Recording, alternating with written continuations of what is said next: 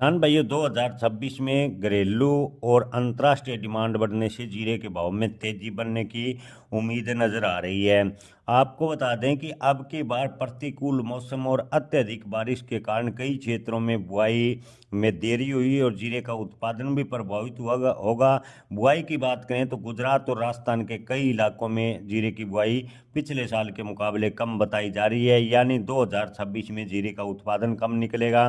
अंतर्राष्ट्रीय स्तर की बात करें तो चीन और अमेरिका से जीरे की डिमांड बढ़ने की उम्मीद है।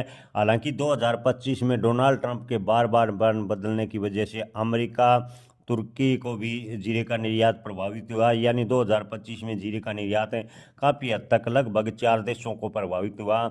और 2026 में सब कुछ अगर सही होता है और जीरे का निर्यात अच्छी गति पकड़ता है तो जीरे के भाव में अच्छी तेजी के संकेत बनते नजर आ सकते हैं। किसान भाइयों फिलहाल निर्यातकों की माने तो जीरे के स्टॉक की बात करें तो 18 लाख बोरी के आसपास जीरे का स्टॉक बताया जा रहा है, जो कि ज़्यादातर स्टॉकिस्ट के पास है, किसानों के पास है।